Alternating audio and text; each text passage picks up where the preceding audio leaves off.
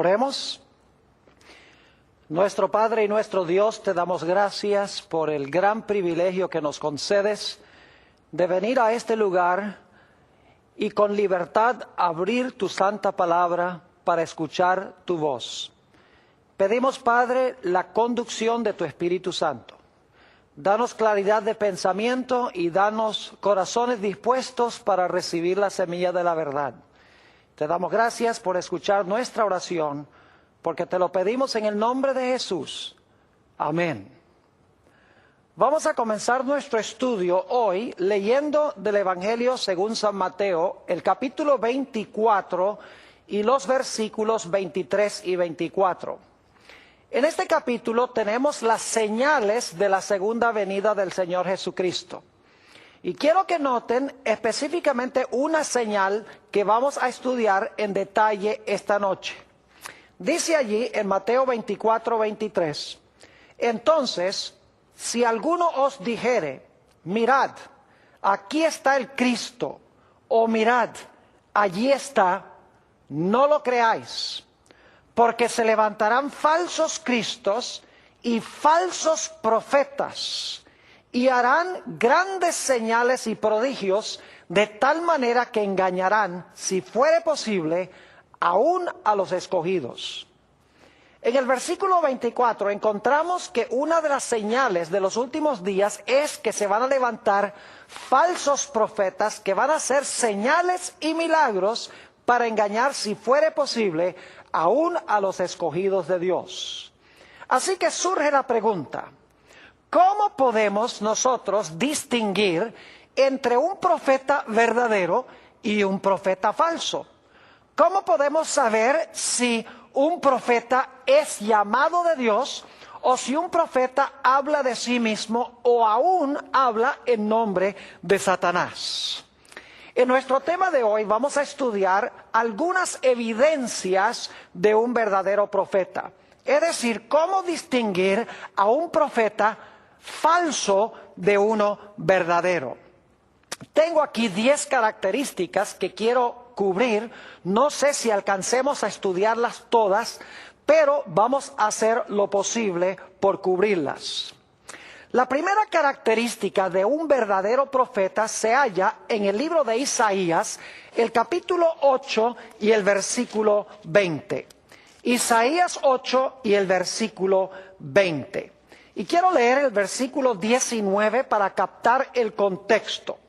Dice en el versículo 19, y si os dijeren, preguntad a los encantadores y a los adivinos, que susurran hablando, responded, ¿no consultará el pueblo a su Dios? ¿Consultará a los muertos por los vivos? Y luego dice en el versículo 20, a la ley y al testimonio, si no dijeren conforme a esto, es porque no les ha amanecido. Es decir, un profeta para ser verdadero tiene que hablar en armonía con la ley y el testimonio. Ahora necesito explicarles el significado de la palabra ley y de la palabra testimonio. La palabra ley aquí se refiere a los escritos de Moisés, los 5 libros de Moisés. Mientras que la palabra testimonio se refiere a los escritos de los profetas, como por ejemplo Isaías, que está escribiendo aquí.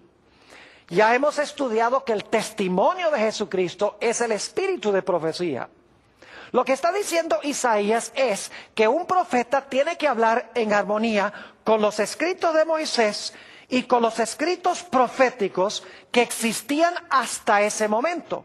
Claro, nosotros tenemos a otros profetas después de Isaías y tenemos también el Nuevo Testamento. Pero en los días de Isaías, él estaba diciendo que un profeta tiene que hablar en armonía con los escritos de Moisés y con los escritos de los profetas que habían profetizado hasta ese momento. Quiero que noten también conmigo Primera de Corintios, el capítulo 14 y los versículos 32 y 33. Primera de Corintios, el capítulo 14 y el versículo 32 y 33. Y vamos a leer nada más el 32 por ahorrar un poco de tiempo. Dice aquí en el versículo 32, y los espíritus de los profetas están sujetos a los profetas. Es decir, un profeta, para ser verdadero, tiene que hablar en armonía con lo que escribieron y enseñaron otros profetas. Eso es lo que quiere decir aquí: los espíritus de los profetas están sujetos a los profetas que escribieron anteriormente. Quiero leer un pasaje más que está relacionado con el pasaje con que comenzamos nuestro estudio de hoy. Deuteronomio, el capítulo 13 y los versículos 1 hasta el versículo 5. Mis queridos amigos, si un profeta se levanta hoy en día y hace señales y prodigios, pero enseña que no necesitamos guardar la santa ley de Dios o no debemos obedecer todo lo que se encuentra en la palabra de Dios, podemos estar seguros de que esa persona es un falso profeta. Noten Deuteronomio 13, 1 al 5, a donde Moisés da las pautas para distinguir a un profeta falso de uno verdadero. Dice aquí: cuando se levantare en medio de ti profeta o soñador de sueños, y te anunciare señal o prodigios, y si se cumpliere la señal o prodigio que él te anunció, diciendo: vamos en pos de dioses ajenos que no conociste, y sirvámosles, no darás oído a las palabras de tal profeta, ni al tal soñador de sueños, porque Jehová vuestro Dios os está probando, para saber si amáis a Jehová vuestro Dios con todo vuestro corazón y con toda vuestra alma. En pos de Jehová vuestro Dios andaréis, a él temeréis, guardaréis sus mandamientos y escucharéis su voz. A él serviréis y a él seguiréis. Tal profeta o soñador de sueños ha de ser muerto, por cuanto aconsejó rebelión contra Jehová vuestro Dios, que te sacó de tierra de Egipto y te rescató de casa de servidumbre, y trató de apartarte del camino por el cual Jehová tu Dios te mandó que anduvieses, y así quitarás el mal de en medio de ti. Un verdadero profeta, en otras palabras, va a enseñar que la gente debe andar en los caminos de Dios, deben temer a Dios, guardar los mandamientos de Dios, escuchar la voz de Dios, servirle y seguirle. Es decir, que un verdadero profeta enseñará al pueblo a obedecer todo lo que está escrito en la santa palabra de Dios. Así que la primera prueba de un verdadero profeta es examinar sus enseñanzas y sus escritos para ver si lo que enseñan está en armonía con lo que han escrito otros profetas anteriores a la ley y el testimonio. Si no hablaren conforme a esto, es porque no les ha amanecido, es decir, no tienen luz. La segunda característica de un verdadero profeta la hallamos en el Evangelio según San Mateo, el capítulo 7, y voy a leer los versículos 15 hasta el versículo 20. San Mateo, el capítulo 7 y el versículo 15. Dice allí: guardaos de los falsos profetas, que vienen a vosotros vestidos de ovejas, pero por dentro son lobos rapaces. Es decir, los falsos profetas vienen disfrazados como verdaderos profetas. ¿Cómo podemos entonces distinguir a uno verdadero de uno falso? Dice en el versículo 16: por sus frutos los conoceréis. ¿Acaso se recogen uvas de los espinos o higos de los abrojos? Así todo buen árbol da buenos frutos, pero el árbol malo da frutos malos. No puede el buen árbol dar malos frutos, ni el árbol malo dar frutos buenos. Todo árbol que no da buen fruto es cortado y echado en el fuego. Así que por sus frutos los conoceréis. Ahora, cuando la Biblia habla de frutos, está hablando del fruto del Espíritu Santo. La palabra fruto o frutos se refiere a las diferentes cualidades de Cristo que el Espíritu Santo implanta en el corazón. Ahora, ¿cuáles son algunas de estas características que debe tener un verdadero profeta si es que tiene el fruto del Espíritu? Note lo que dice en Gálatas, el capítulo 5 y el versículo 22. Gálatas 5 y el versículo 22 describe el fruto que debe tener un verdadero profeta. Dice allí, nuevamente, Gálatas 5 y el versículo 22, esto: mas el fruto del Espíritu es amor, gozo, paz, paciencia, benignidad, bondad, fe, mansedumbre, templanza. Contra tales cosas no hay ley. Pero los que son de Cristo han crucificado la carne con sus pasiones y deseos. Si vivimos por el Espíritu, andemos también por el Espíritu. No nos hagamos vanagloriosos, irritándonos unos a otros, envidiándonos unos a otros. Es decir, un verdadero profeta manifestará en su vida mansedumbre, templanza, gozo, paz, paciencia, amor, benignidad, bondad, fe y todas las cualidades hermosas que tenía Cristo cuando caminó sobre esta tierra. Noten también lo que dice en el Evangelio según San Juan, el capítulo 15 y el versículo 8, sobre el hecho de que los discípulos o seguidores de Jesús, especialmente los profetas, deben producir el fruto del Espíritu de Dios. Dice Jesús allí: en esto es glorificado mi Padre, en que llevéis mucho fruto y seáis así mis discípulos.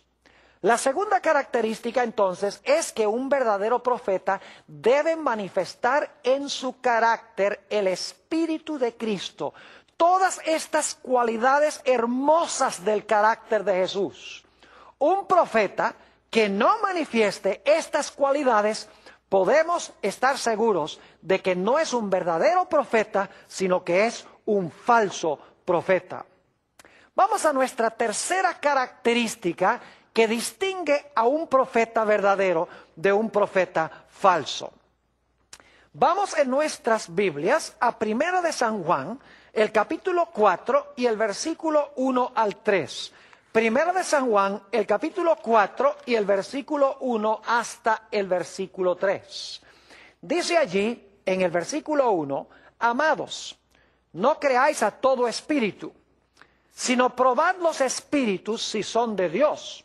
Porque muchos falsos profetas han salido por el mundo. Fíjense que debemos examinar cuidadosamente los espíritus para ver si son de Dios. Porque hay muchos falsos profetas que han salido por el mundo.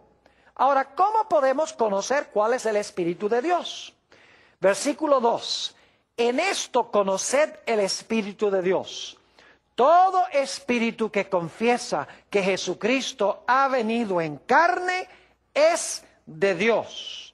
Y todo espíritu que no confiesa que Jesucristo ha venido en la carne no es de Dios. Y este es el espíritu del anticristo, el cual vosotros habéis oído que viene y que ahora ya está en el mundo. Un verdadero profeta entonces confesará que Jesucristo vino en carne.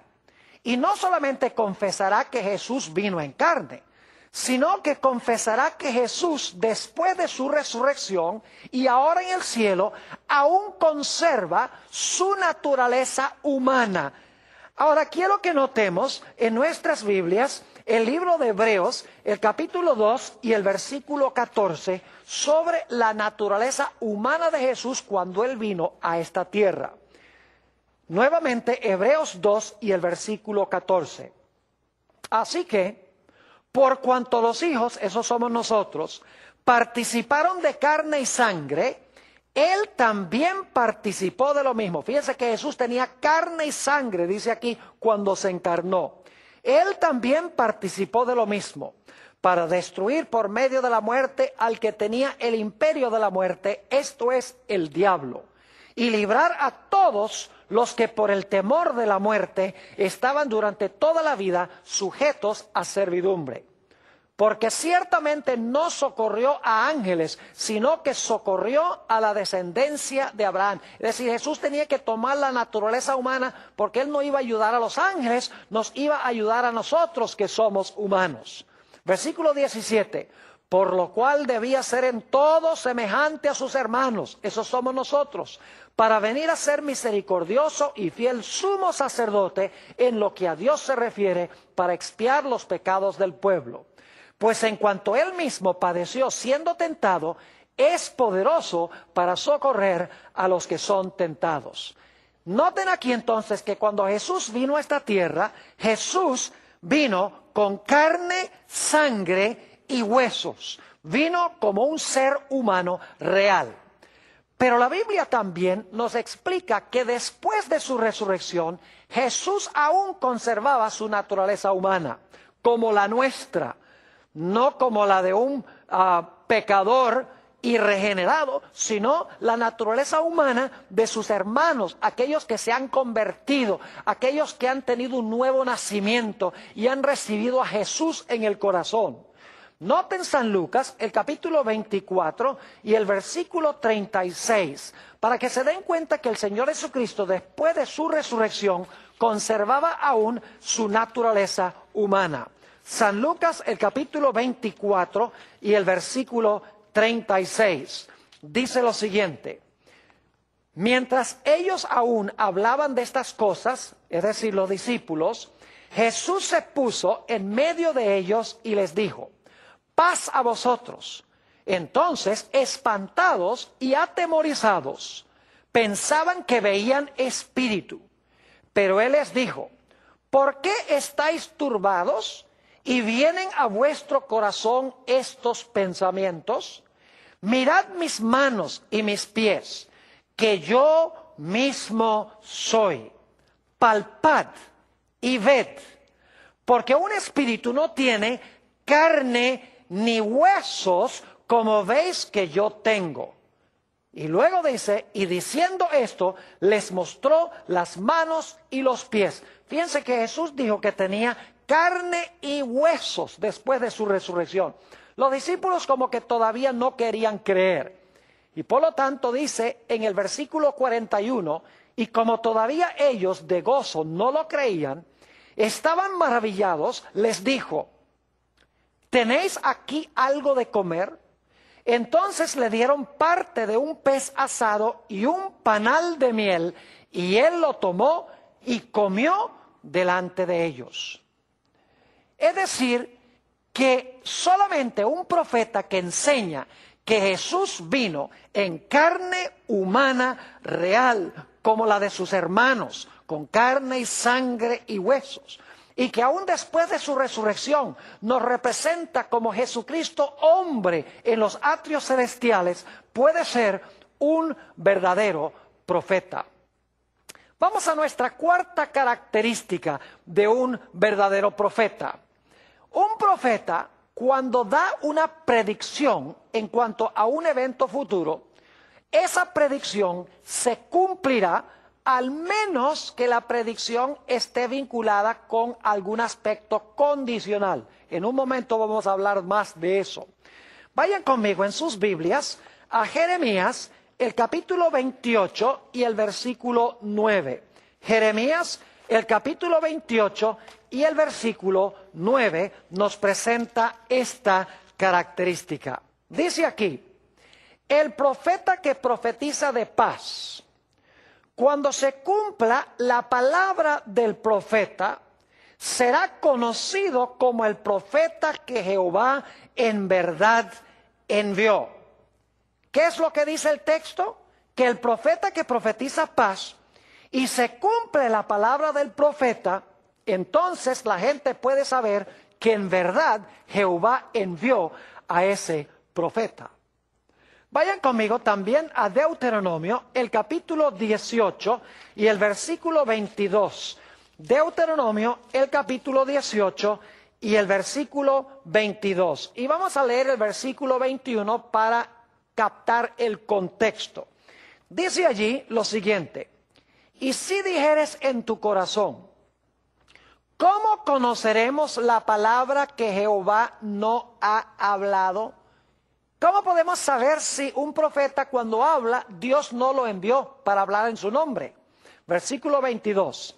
Si el profeta hablare en nombre de Jehová y no se cumpliere lo que dijo, ni aconteciere, es palabra que Jehová no ha hablado.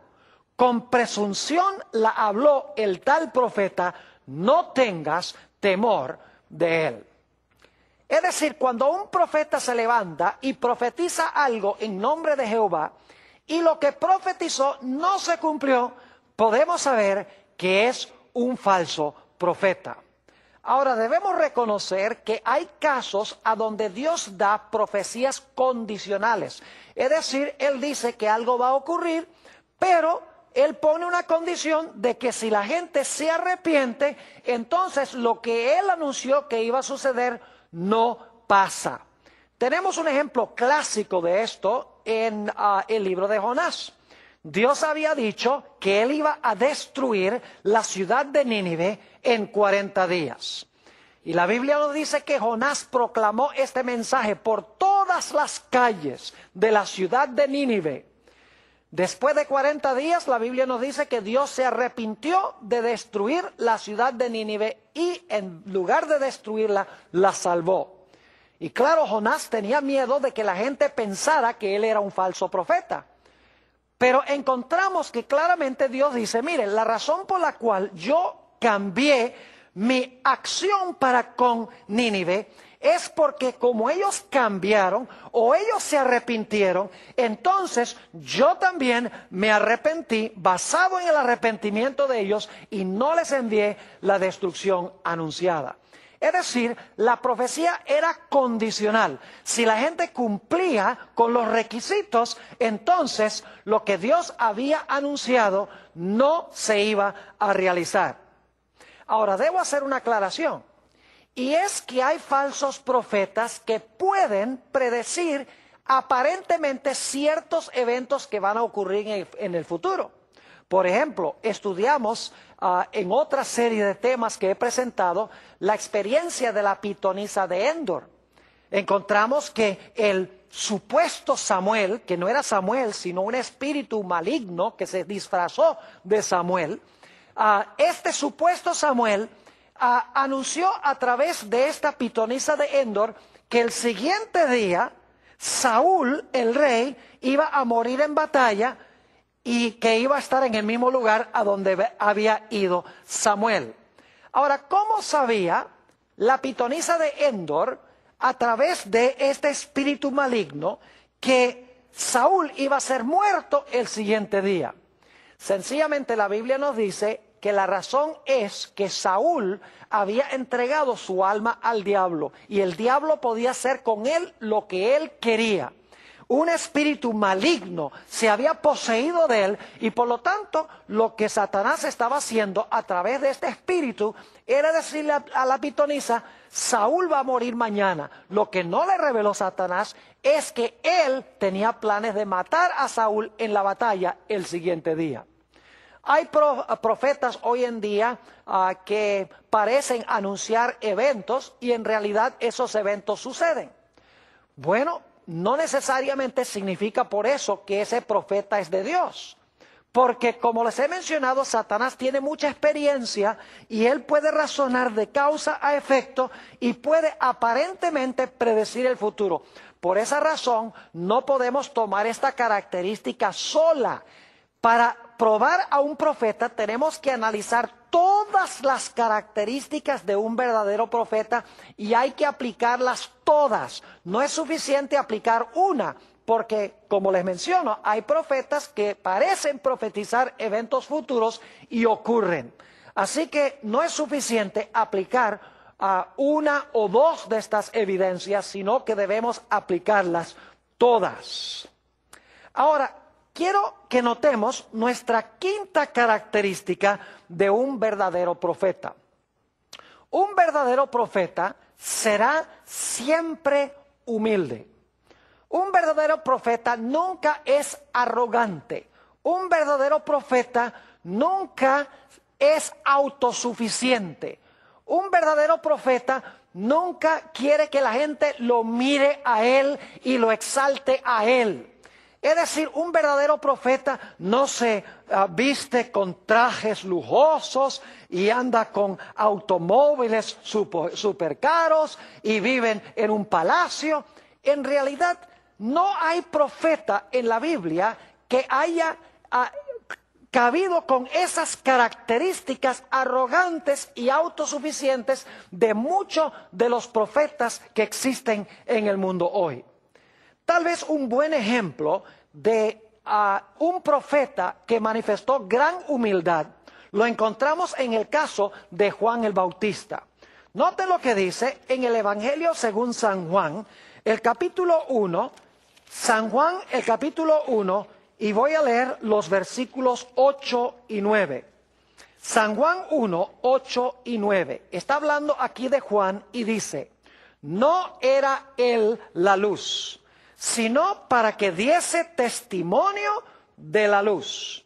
Aquella luz verdadera que alumbra a todo hombre venía a este mundo.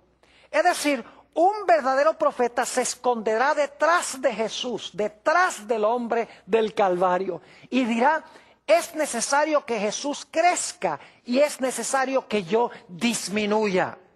Note lo que dice también en los versículos 26 hasta el versículo 29. Juan les respondió diciendo, yo bautizo con agua, mas en medio de vosotros está uno a quien vosotros no conocéis. Este es el que viene después de mí, el que es antes de mí, del cual yo no soy digno de desatar la correa de su calzado. Estas cosas sucedieron en Betabara, el otro lado del Jordán, donde Juan estaba bautizando. El siguiente día vio Juan a Jesús que venía a él y dijo, he aquí el Cordero de Dios que quita el pecado del mundo. Y en realidad Juan el Bautista luego dice, es necesario que él crezca y que yo disminuya. Yo no tengo ni siquiera la dignidad para amarrar las trenzas o los cordones de sus sandalias.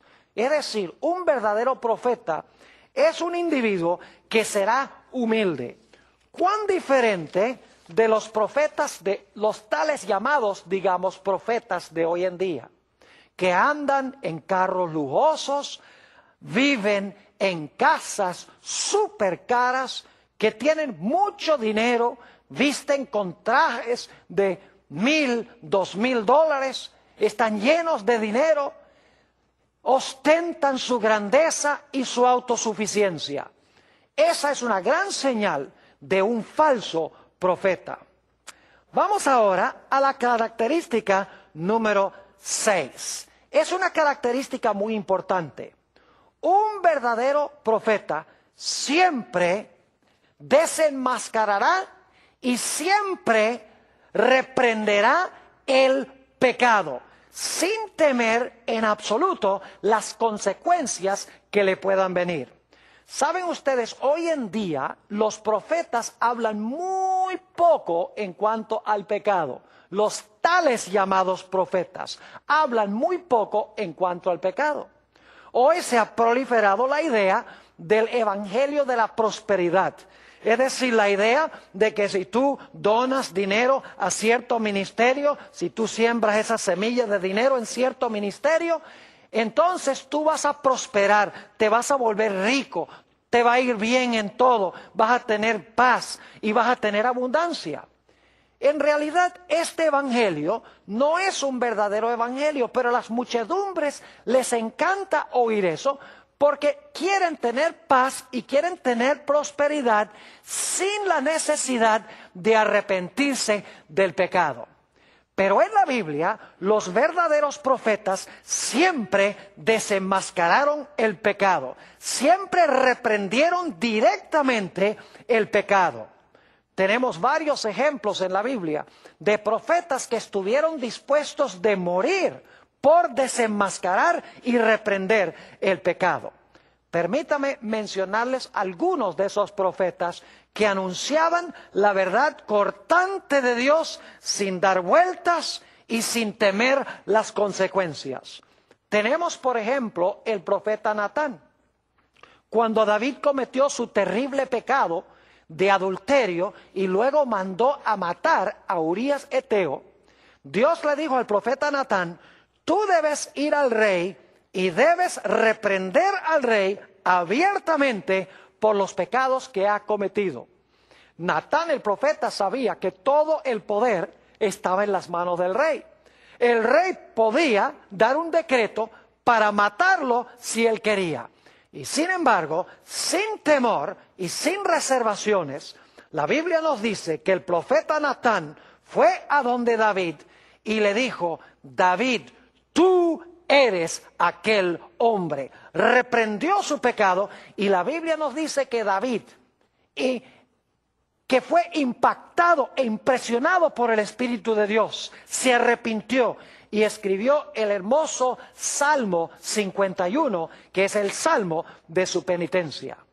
Podríamos pensar también de Elías, cuando fue ante Acab. Acab le dijo: oh, eres tú el que alborotas al pueblo de Israel. Y encontramos que Elías le dijo: no, yo no he alborotado al pueblo de Israel, sino que tú y la casa de tu padre han alborotado a Israel, abandonando los mandamientos de Dios y adorando a los Baales. Es decir, Elías no le tenía miedo al rey. Cuando había pecado, él cantaba el pecado por su nombre. Jeremías habló claramente ante varios reyes. Y como resultado, la Biblia nos dice que Jeremías fue a parar más que una vez al calabozo. Es decir, los profetas siempre viven en destierro, huyen al desierto. No son queridos, sino que son odiados, como veremos dentro de unos momentos. El profeta Isaías tuvo palabras de reprensión para el rey Acaz y también para Ezequías. Y la Biblia nos dice que en Hebreos el capítulo 11, que Isaías fue aserrado, es decir, fue colocado en un tronco y luego el tronco fue serruchado en dos. ¿Y qué diríamos de Juan el Bautista? Que compareció ante Herodes y le dijo: no es lícito que tú tengas la mujer de tu hermano. Es decir, reprendió la violación del séptimo mandamiento que estaba practicando el rey Herodes. Y todos sabemos que como resultado de su predicación clara y directa a Herodes, eso le costó literalmente a Juan el Bautista la cabeza. ¿Y qué diríamos de Juan el Apóstol, el que escribió el libro de Apocalipsis? La tradición cristiana, una tradición muy fidedigna, nos dice que Juan el Apóstol fue llevado para testificar ante el emperador Domiciano, emperador de Roma. Y la Biblia nos dice, en realidad la tradición eclesiástica nos dice, la Biblia nos dice que fue enviado a Patmos, como veremos en un momento, pero la tradición nos dice que Juan testificó ante Domiciano y lo reprendió claramente por los pecados que él estaba cometiendo. Y por lo tanto, la tradición nos dice que Juan fue echado en un caldero de aceite hirviente. Pero según esta tradición, que es bien fidedigna, bien temprana en la historia de la iglesia, se realizó el mismo milagro con Juan que con los 3 jóvenes en el horno de fuego.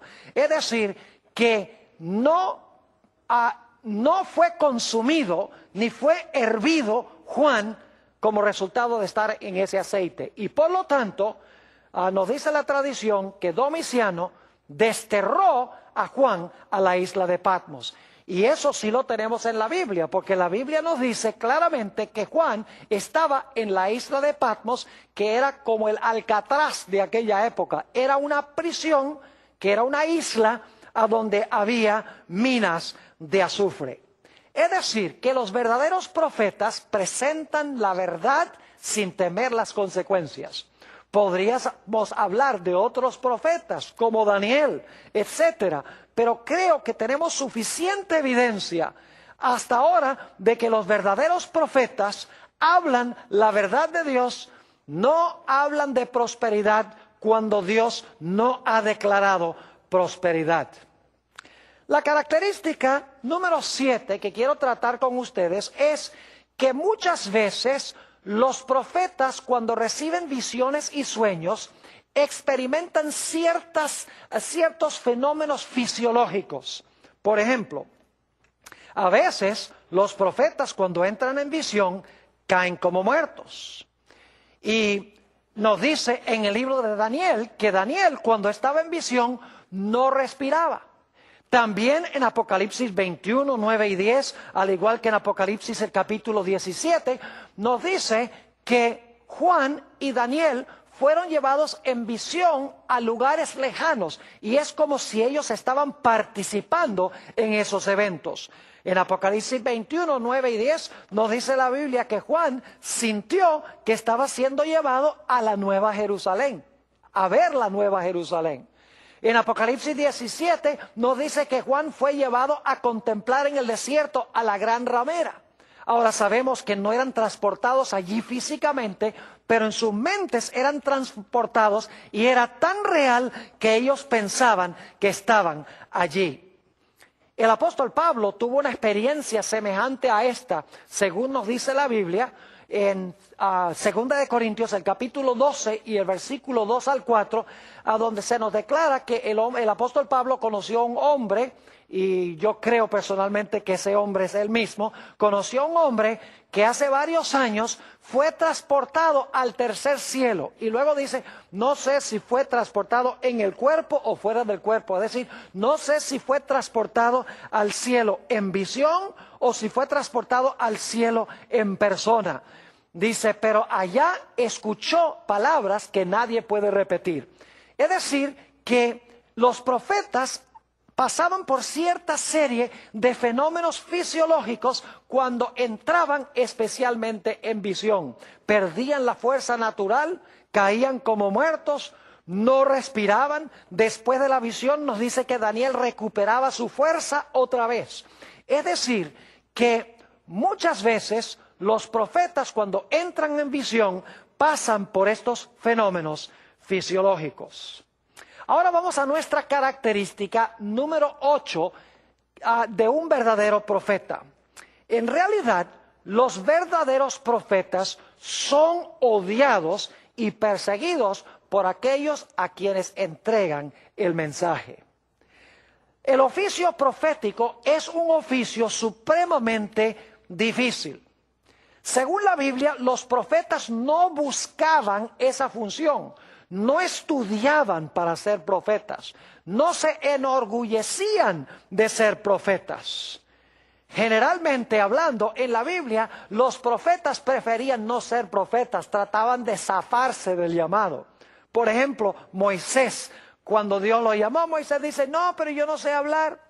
Lo mismo sucedió con el profeta Jeremías. El profeta Jeremías dijo, no, yo no sé hablar. Es decir, los profetas sabían que les esperaba una tarea supremamente difícil y preferían no tener que cumplir la función de profeta. Muchas veces los profetas eran medio extraños y excéntricos. Raras veces los profetas eran populares. Es decir, yo no conozco ningún caso en la Biblia a donde un profeta haya sido querido por el pueblo. Porque el pueblo a quien era enviado el profeta siempre odiaba al profeta porque el profeta decía las cosas exactamente como son. Es decir, como hemos hablado, el profeta no encaramelaba su mensaje, sino que el profeta reprendía el pecado y hablaba directamente. Los verdaderos profetas no buscaban fortuna, ni fama, ni dinero para ellos mismos. Es más, la mayoría de los profetas eran pobres y tenían poca educación. Y yo creo que una de las razones por las cuales Dios escogió profetas con poca educación es que la gente que tiene mucha educación le encanta mostrar su sabiduría y de esa manera se interponen entre Dios y el pueblo, y en vez de dar el mensaje de Dios, imparten un mensaje que viene de su propia sabiduría. Por eso Dios escogió lo más débil de los débiles para impartir su mensaje, porque una persona sin educación, una persona sencilla y humilde, podía ser usada fácilmente en las manos de Dios. Ahora queremos ir a nuestra característica número 9 de un verdadero profeta. Los verdaderos profetas nunca usarán métodos prohibidos para descubrir el mensaje de Dios. Vayan conmigo en sus Biblias a Deuteronomio, el capítulo 18 y los versículos 9 al 12. Deuteronomio, el capítulo 18 y los versículos 9 hasta el versículo 12. Aquí se dan métodos prohibidos por Dios, métodos que Dios no usa para impartir su mensaje. Y un verdadero profeta nunca usará esta metodología para transmitir el mensaje de Dios. Deuteronomio, el capítulo 18 y el versículo 9 dice esto: Cuando entres a la tierra que Jehová tu Dios te da, no aprenderás a hacer según las abominaciones de aquellas naciones. Y fíjense que aquellas naciones que Dios mandó a expulsar de Canaán cometían ciertas abominaciones. ¿Cuáles eran algunas de esas abominaciones? Versículo 10. No sea hallado en ti quien haga pasar a su hijo o a su hija por el fuego, ni quien practique adivinación, ni agorero, ni sortílego, una persona que echa suertes, ni hechicero, ni encantador, ni adivino, ni mago, ni quien consulte a los muertos. Es decir, no imparte Dios un mensaje a través de un medium espiritista, o el que lee la bola de cristal, o el que lee los naipes, o el que procura determinar el destino en las estrellas. Dios no usa ninguno de estos métodos para transmitir su mensaje a través de un profeta. Noten el versículo 12, porque es abominación para con Jehová cualquiera que hace estas cosas, y por estas abominaciones Jehová tu Dios echa estas naciones de delante de él. Vamos a leer también un par de versículos del Nuevo Testamento. Apocalipsis, el capítulo 21 y el versículo 8. Apocalipsis, el capítulo 21 y el versículo 8. Dice aquí, hablando de los que van a estar fuera de la santa ciudad: pero los cobardes e incrédulos, los abominables y homicidas, los fornicarios y hechiceros, los idólatras y todos los mentirosos tendrán su parte en el lago que arde con fuego y azufre, que es la muerte segunda. Notaron que una de las descripciones que hay en este versículo menciona hechiceros, los que usan hechicería. Noten también el capítulo 22 y el versículo 15. 22, 15. Mas los perros estarán fuera. Y los hechiceros, fíjense otra vez, y los hechiceros, los fornicarios, los homicidas, los idólatras y todo aquel que ama y hace mentira. Así que fíjense que nuevamente se menciona aquí hechiceros. Mis queridos amigos, Dios prohíbe tratar de descubrir nuestro destino y nuestro futuro yendo a magos, astrólogos, adivinos, médiums, espiritistas, etc. Dios imparte su mensaje a través de profetas sin emplear estos métodos prohibidos. Vamos ahora a nuestra característica número 10 de un verdadero profeta. Dios ha levantado profetas en cada momento crítico y crucial de la historia del planeta Tierra. Podría mencionar las diferentes épocas cuando Dios levantó esta voz profética en medio de un momento vitalmente importante para la raza humana. Voy a mencionar esos momentos históricos crucialmente importantes. Por ejemplo, el primer profeta de la Biblia fue un hombre llamado Enoc. En Judas 14 y 15 nos dice que Enoc profetizó, era el séptimo desde Adán y profetizó. Es decir, Enoc fue profeta. La Biblia nos dice que caminó con Dios y Dios se lo llevó al cielo de entre los vivos. La Biblia nos dice que cuando Dios estaba a punto de mandar un diluvio universal, ciertamente un evento crucial en la historia del planeta Tierra, Dios levantó a un profeta para advertirle al mundo en cuanto a lo que iba a pasar, para que se arrepintieran de su pecado. Ese profeta fue Noé. Cuando Dios iba a dar inicio a la nación judía, Dios llamó a otro profeta, el profeta Abraham. Y sí, la Biblia nos dice en Génesis 15 y el versículo 13 al 15 que Abraham fue un profeta. Es más, el Señor Jesucristo en San Juan 8:56 declaró que Abraham vio mi día y se gozó. Es decir, que Abraham, cuando Dios iba a establecer a la nación de Israel, levantó a un profeta.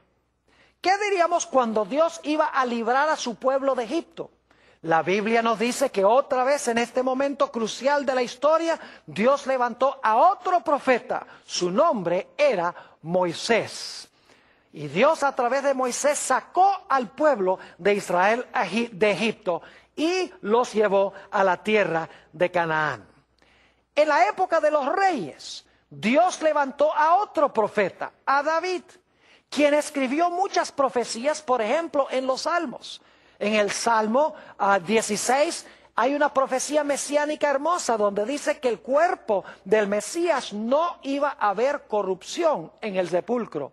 En el Salmo 22 hay otra profecía magnífica de David, donde dice, Dios mío, ¿por qué me has desamparado? Solamente para mencionarles dos profecías que encontramos de David. Es decir, cuando comenzó la época de los reyes, Dios levantó a un profeta llamado David. ¿Y qué diríamos del momento cuando el pueblo de Israel iba a ser llevado cautivo a Babilonia? La Biblia nos dice que Dios levantó a Daniel y levantó también a Jeremías inmediatamente antes del cautiverio y a Daniel durante el cautiverio. Eventos muy importantes en la historia de Israel. Dios levantó a Daniel, Dios levantó a Jeremías en estos momentos críticos. Cuando se iba a reconstruir la ciudad de Jerusalén, cuando se iban a reconstruir los muros, la Biblia nos dice que Dios levantó a varios profetas. Levantó a Ageo, levantó a Zacarías, levantó a Zorobabel, levantó a Josué, el sumo sacerdote. Es decir, Dios levantó, cuando el pueblo iba a restablecerse, a una serie de profetas para ayudarles en su obra. Y cuando el Señor Jesucristo iba a venir a este mundo, Dios preparó el camino, levantando también a un profeta. Y todos conocemos a ese profeta como Juan el Bautista. Ahora yo pregunto, ¿creen ustedes que si estamos viviendo en los últimos días, que Dios cerca del final de la historia también va a levantar la voz profética? ¿O será que Dios al final de la historia no va a levantar ningún profeta? Mis queridos amigos, en cada momento crucial de la historia del planeta Tierra, Dios ha levantado un profeta para iluminar a su pueblo de Dios, a su pueblo, para mostrarles la verdad en cuanto a lo que iba a ocurrir. ¿Hemos de esperar que Dios haga menos que esto en los últimos días? La Iglesia Adventista cree que Dios ha levantado en estos últimos días un profeta dentro de la iglesia. En este momento está muerta, es una profetisa, se llama Elena G. de White. Ella escribió muchos libros sobre muchos diferentes temas. El propósito por el cual Dios la levantó es para preparar a un pueblo en todas las dimensiones para la segunda venida de Jesús. Ella habla de educación, ella habla de la obra médica, ella habla de finanzas, ella habla sobre profecías, eventos del fin. Habla de todas las dimensiones de la vida cristiana y cómo podemos nosotros complacer a Dios y preparar un carácter donde podamos decir, he aquí, este es nuestro Dios, le hemos esperado y Él nos salvará. Si ustedes quieren, pueden comunicarse con nosotros cuando vean esta presentación en la dirección que aparece al final de la presentación y nosotros le podemos instruir de cómo adquirir las maravillosas obras que escribió esta extraordinaria mujer. Ahora, algunas personas dicen, bueno, Pastor Bohr, pero el asunto es que Elena G. de White fue una mujer. ¿Acaso una mujer puede ser profeta según la Biblia? Claro que sí. Déjeme mencionarles los nombres de varias mujeres que fueron profetas de Dios. Tenemos a María, la hermana de Moisés. Tenemos a Débora, que fue profetisa y además de eso fue juez. Tenemos a Hulda, la profeta, que se levantó en los días del rey Josías para guiarlo en su gran reforma que trajo al pueblo de Israel. Tenemos otros profetas menos conocidos, como Ido, por ejemplo. Tenemos las 4 hermanas de Felipe. Tenemos a Ana también. Es decir, en la Biblia hay muchas mujeres que fueron profetisas usadas por Dios. Así que el hecho de que Elena G. de White haya sido una mujer no tiene ninguna trascendencia. Pero alguno dirá, Pastor Bohr, ¿será que hubo profetas cuyos escritos no formaron parte de la Sagrada Escritura? Porque la señora White escribió muchos libros, pero ninguno de sus libros es parte de la Biblia. ¿Será que había otros profetas que hablaron en nombre del Señor y que sus libros o sus escritos no fueron incluidos en la Sagrada Escritura? Claro que sí. La Biblia menciona a varios de estos. Por ejemplo, Natán fue profeta. No hay ningún libro de la Biblia que tenga el nombre de Natán. Elías fue un gran profeta. No hay ningún libro en la Biblia que tenga el nombre de Elías. Eliseo fue un profeta muy importante. Tampoco hay un libro en la Biblia que lleve el nombre de Eliseo. Tenemos también a Juan el Bautista, que Jesús dijo era el mayor de todos los profetas. Y sin embargo, no hay ningún libro en la Biblia que lleve el nombre de Juan el Bautista. Podríamos seguir mencionando a Abraham y otros cuyos nombres se mencionan en la Biblia, pero que nunca escribieron un libro que es parte del canon bíblico. Es decir, para que un profeta sea verdadero, no es necesario que haya escrito un libro que se encuentra en la Sagrada Escritura. Quiero concluir leyendo un versículo que encontramos en el libro de los Proverbios, el capítulo 29 y el versículo 18. Proverbios, el capítulo 29 y el versículo 18. Aquí dice lo siguiente: donde no hay visión, el pueblo se disipa. Donde no hay visión, el pueblo ¿qué? El pueblo se disipa. Y debo decirles que en la versión del 60 se traduce un poquito diferente. Dice, sin profecía, el pueblo se desenfrena. En realidad la palabra hebrea significa se escurre, se desparrama, se desune. Es decir, donde no hay visión, el pueblo se desparrama o se desune.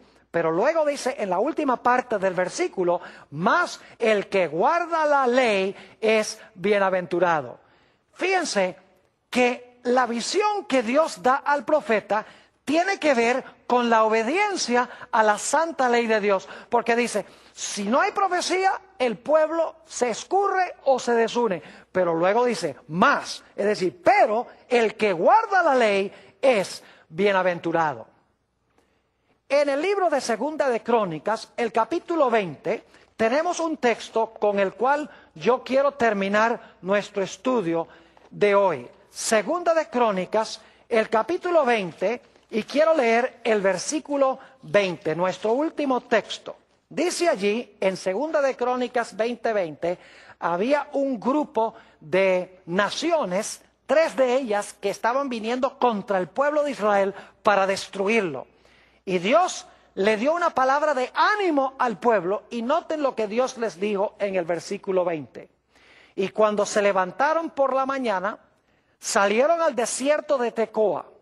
Y mientras ellos salían, Josafat, estando en pie, dijo: oídme, Judá y moradores de Jerusalén, creed en Jehová vuestro Dios y estaréis seguros. Y ahora escuchen bien, creed a sus profetas y seréis prosperados. Fíjense que Dios dice, cree mis profetas y seréis prosperados. Mis queridos amigos, Dios nos ha dado pautas claras en su palabra para distinguir un profeta verdadero de un profeta falso. Porque Dios quiere levantar profetas en la iglesia que guíen al pueblo de Dios, que unan al pueblo de Dios, que desenmascaren el pecado para que el pueblo se arrepienta, para que forme un carácter en armonía con el carácter de Jesús, de tal manera que cuando Jesús venga, su pueblo estará listo y preparado. Así pasó con Juan el Bautista. Dios lo llamó para aparejar a un pueblo para la primera venida. Así Dios, en estos últimos días, también ha levantado un profeta en la iglesia remanente para preparar a un pueblo para la segunda venida del Señor Jesús.